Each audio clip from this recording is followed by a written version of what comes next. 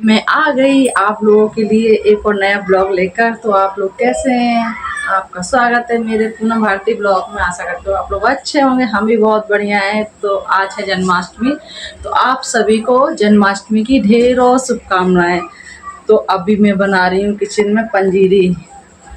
तो ये पंजीरी तो आज के दिन बनती है सभी के घर में, मतलब जो जन्माष्टमी बनाता हो ना बनाता हो, लेकिन आज के दिन ये सभी के घर में बनती है। तो मैं बना रही हूँ अभी जन्माष्टमी के लिए प्रसाद। इसका भोग भी लगाते हैं आज के दिन। और क्या क्या बन रहा है आज हमारे किचन में, तो अभी मैंने आलू का भरता रेडी नहीं किया, इसकी बनेगी कचौड़ी। और अभी बनाऊंगी मैं पाग। तो पाग अभी बनाएंगे, अभी मैंने बनाया नहीं है, उसका अभी भोग लगता है।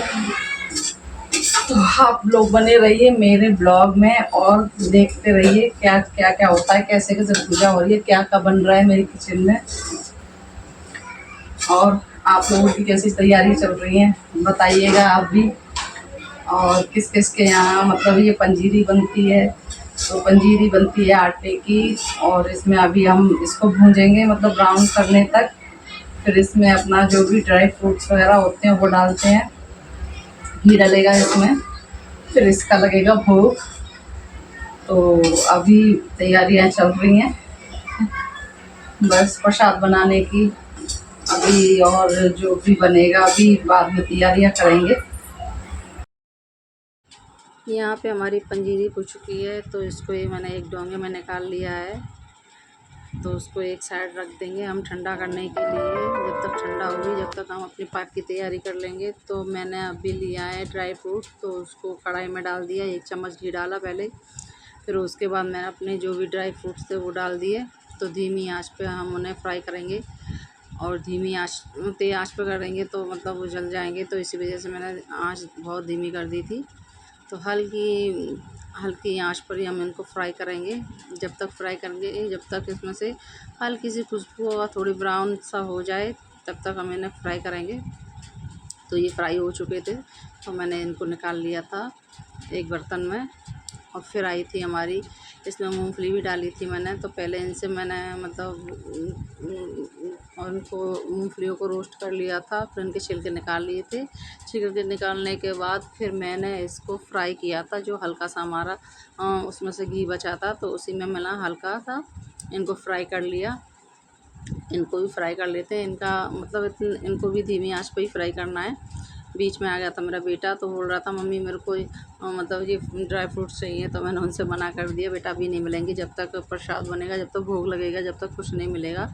तो वो चला गया था। वो मान लेता है, इतना ज़िद्दी नहीं है। खैर जो भी मैं बोलती हूँ वो मान लेता है। तो यहाँ पर हमारी मूँगफली भी फ्राई हो चुकी थी, तो मैंने इनको भी एक बर्तन में निकाल लिया था। तो दोस्तों फिर आई थी मखाने फ्राई करने की बारी। तो उसमें मखाने भी डाल दिए। तो उनको भी धीमी आंच पर ही, उनको भी ऐसे ही मतलब फ्राई करना है। उनको भी हल्का सा उनका भी ब्राउन कलर आ जाए हल्की आंच पर। तो जब तक वो क्रंची से ना हो जाए, जब तक हमें फ्राई करना है। तो ये भी फ्राई हो चुके थे, मैंने ये भी अलग से निकाल लिए। क्योंकि ये अलग से इसलिए निकाला है तो क्योंकि ये मिक्सी में इनको पीसेंगे, तो इस वजह से फिर मैंने 1 डेढ़ चम्मच घी और डाला। फिर आई थी इन मतलब जो हमने कद्दूकस अपना नारियल किया था सूखा वाला, तो इसको हमने पहले से कद्दूकस करके रखा हुआ था। तो फिर मैंने इसको भी एक घी में मतलब इसको भी फ्राई किया। इसको फ्राई हल्की आंच पे, इसको भी ज़्यादा तेज़ नहीं, हल्की आंच पे ही फ्राई करना चाहिए, क्योंकि ये जो जल्दी से जल जाता है। तो इस वजह से धीमी आंच पे इसको फ्राई किया था। इसका भी कलर थोड़ा ब्राउन सा आ गया था जब तक मैंने इसको भी फ्राई किया था। फिर इसको भी मैंने निकाल लिया था। तो दोस्तों फर्स्ट टाइम मैंने पाग बनाया है, और मैंने एक वीडियो देखी थी, उसमें से मैंने सीखा था। तो देखते हैं, पता नहीं कैसा बनेगा, कोशिश तो पूरी रहेगी अच्छा बनने की बनाने की। तो दोस्तों देखते हैं कैसा बनता है। फिर मैंने 1 चम्मच घी और इसमें डाला। फिर मैंने 1 चम्मच घी डालने का फिर थोड़ा और मेरा मन किया चलो थोड़ा सा और डालते हैं, तो कम सा लग रहा था मेरे को वो। तो मैंने उसमें और डाला। फिर मैंने लिया चीनी, तो पहले एक कटोरी चीनी ली मैंने, उसको भी डाल दिया। फिर मैंने ली एक और कटोरी, एक मतलब उसको नापने के वजह से मैंने ये 2 कटोरी रही, तो मतलब ज़्यादा लग रहा था, मैंने कि चलो ज़्यादा हो जाएगा, तो फिर मैंने उसमें से आधा कटोरी मतलब आधी कटोरी चीनी निकाल दी थी। और फिर ये हुई थी डेढ़ डेढ़ कटोरी चीनी। तो और आधी कटोरी मैंने नहीं, 1 कटोरी, सॉरी 1 कटोरी इसमें पानी डाला था। पानी डालने के बाद मैंने उसको मतलब चलाना है, इसको चाशनी बनानी है, मतलब एक तार की चाशनी बन जाए जब तक हमें चलाना है। तो धीमी आँच, मतलब पहले तो मैंने तेज़ करी थी, फिर उसके बाद धीमी कर दी थी। तो इसको हम चलाते रहेंगे थोड़ी देर तक, जब तक इसमें चीनी पिघल ना जाए, जब तक हमें इसे चलाना है। तो इसको चलाते रहे, मैं अपने कैमरे को सेट करने लग रही थी। और जब तक ये चाशनी बनती है, जब तक फिर हम इसमें अपने मिक्सी जार में अपने ये मखाने थे, इनको हम पीस लेते हैं।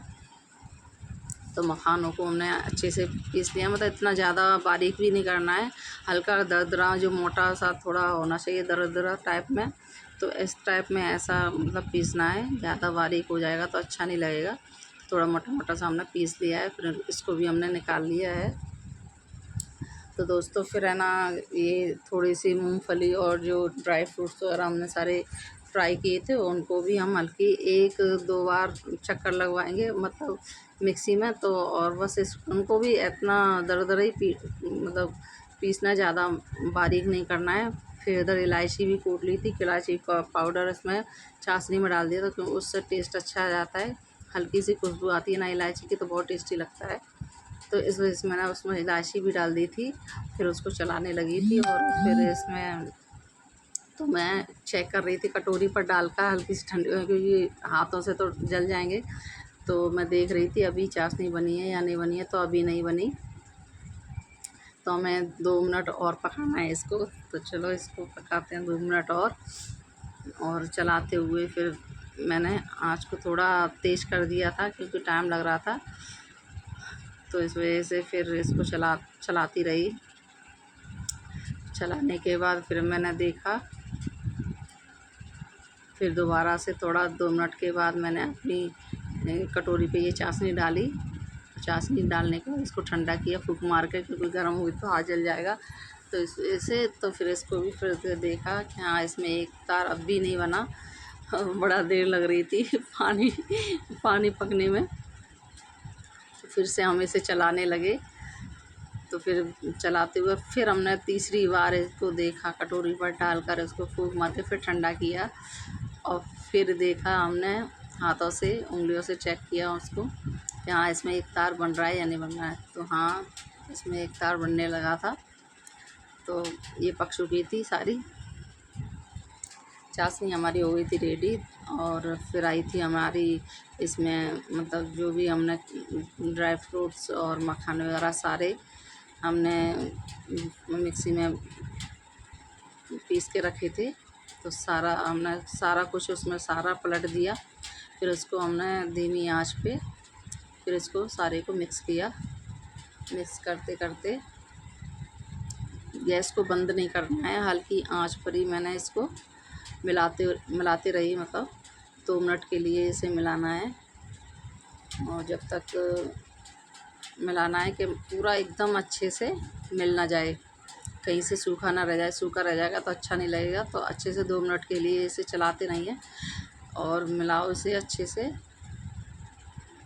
फिर आँच को थोड़ा सा मैंने मतलब तेज़ कर दिया था 1-2 सेकंड के लिए। तो इसको जल्दी जल्दी से फिर मिलाती रही मैं, क्योंकि अगर जल्दी से नहीं तो नीचे से जल जाएगा, क्योंकि आँच तेज़ कर दी थी मैंने, तो गैस को तेज़ कर दिया था। तो इसको धीमे धीमे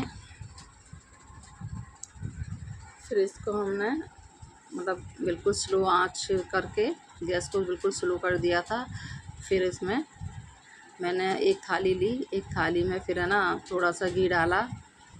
थोड़ा सा ही डालना है, जब मतलब पूरी थाली में जिस अच्छे से लग जाए वो। थाली में पूरा मतलब घी डाला था थोड़ा सा, तो उसको फिर पूरी थाली में फैला लिया था, जिससे कि पाग हम इसमें डालें तो वो ठंडा होने के बाद चिपके ना। तो फिर हमने गैस को कर दिया ऑफ, क्योंकि पाव हो चुका था हमारा रेडी। तो सारा हमने उसमें थाली में पलट लिया जितना भी था। तो पलटने के बाद उसको अच्छे से मतलब उसको दबा दबा के पूरी थाली में फैला लेना है। तो थाली में फैलाने के बाद अभी तो मैं निकाल ही रही थी, तो अच्छे से सारा मैंने पाग इसमें पलट लिया था और फिर इसको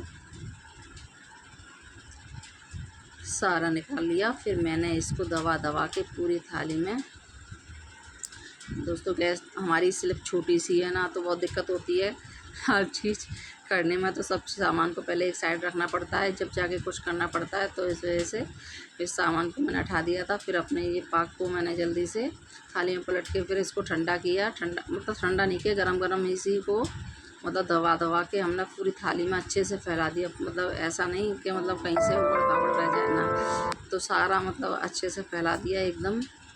हम दबा दबा के पूरा एक जैसा कर देना है जब तक वो सेट हो जाएगा। तो पाग हो चुका था रेडी, और हम इसको गुनगुना सही हम इसको पीसेस में काट ले रहे थे। चौकोर चौकोर पीसेस हमने कर दिए थे इसके, क्योंकि ठंडा होने के बाद तो ये अच्छे से कटता नहीं, तो इस वजह से मैंने हल्का सा गुनगुना था तभी हमने इसको काट दिया था। तो फिर मैंने इसका एक पीस निकाला तो वो अच्छे से जम गया था, बहुत अच्छा लग रहा था देखने में। फिर आई थी हमारी कचौड़ी बनाने की बारी, तो कचौड़ी हमारी बन चुकी थी। खड़े खड़े बहुत देर हो गई थी, किचन में काम करते थे तो पीठ बहुत दर्द करने लगी थी, तो हमने नीचे अपनी गैस रख ली। मेरे बेटे को कैमरे में लिया, उसको आ गई थी बहुत ज़ोर से शर्म, तो वो कैमरे में आता नहीं है, तो मैं उसको देखकर हंस रही थी। तो हम कचौड़ी हमारी ऐसे तो लगभग बन ही चुकी थी, थोड़ी बहुत रह गई थी, देर हो रही थी। जल्दी जल्दी हमने अपनी सारी कचौड़ियाँ बना ली। फिर आए थे हम मंदिर में, तो मंदिर में भजन चल रहे थे, और फिर हम भी भजन में शामिल हुए।